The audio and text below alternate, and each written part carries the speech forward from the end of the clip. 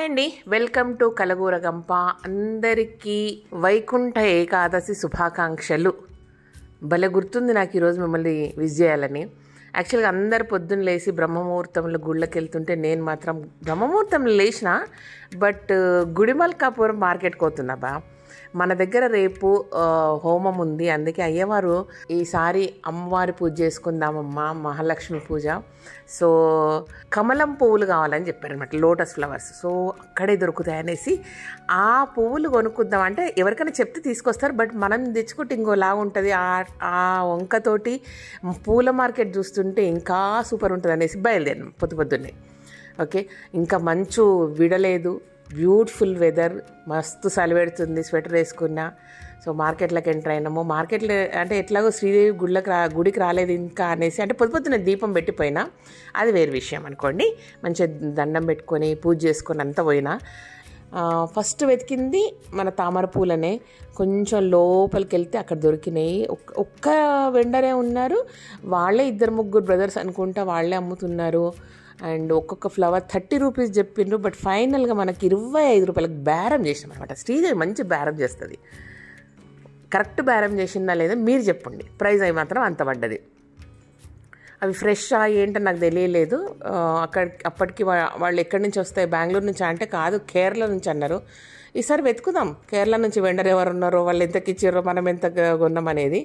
Okay, నా మొత్తం మీద 108 చెప్పినట్టున్నారు అయ్యవారు. 108 తీసుకున్నాము.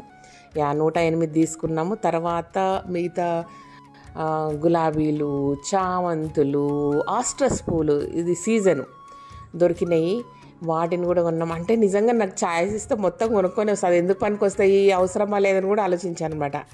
అట్లుంటుంది ఆ కండ్లకు ఐ ఫిస్ట్ లాగా ఉంటుంది అక్కడ వెదర్ అంతా కూడా. అది కొనుక్కుందాం, ఇది కొనుక్కుందాం అనుకుంటాము, కొన్నాక ఇవేం చేయాలో కూడా అర్థం కాదు కొన్నిసార్లు.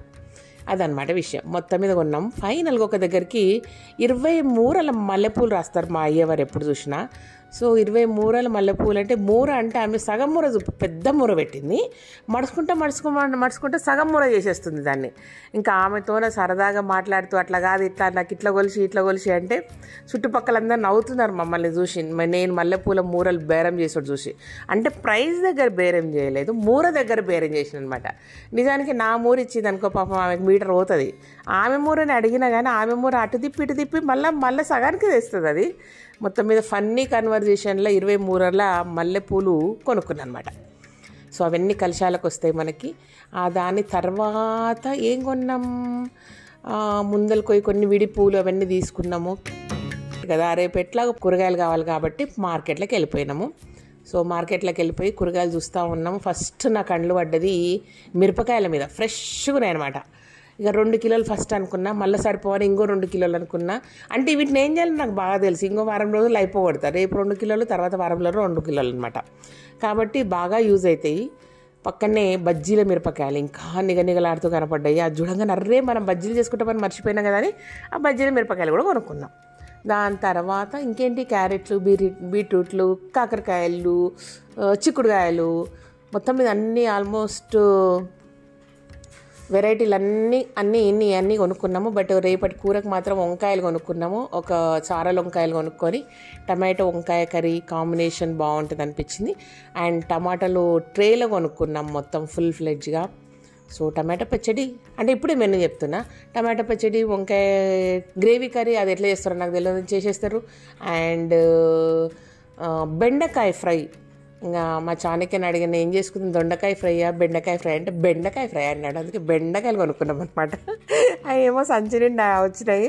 ఆ సంచిని కారు దాకా ఎట్లా మోసుకపోతాం అనేది పెద్ద పజిల్ అనమాట. సో అట్లా మొత్తం మీద అవి కొన్నాము. ఇంకేం కొన్నాం, మునక్కాడలు కొన్నాం అనమాట. సాంబార్కు ఫ్రెష్ మునక్కాడలు దొరికినాయి మార్కెట్కి వచ్చినందుకు. 120 రూపాయలకు కిలో అన్నారు. కిలోకి మస్తు వచ్చినాయి మాకు.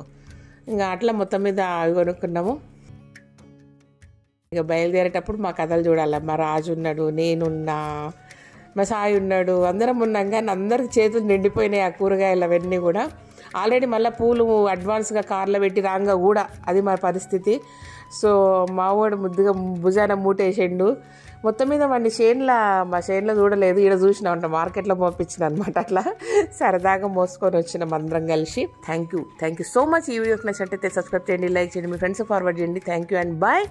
అండ్ ఈ తామర పూలు పెట్టి అమ్మవారిని ఎట్లా అలంకరిస్తాము, పూజ ఎట్లా చేసుకున్నాం అనేది ఇంకో ఎపిసోడ్లో చూద్దాం. ఓకేనా, బాయ్.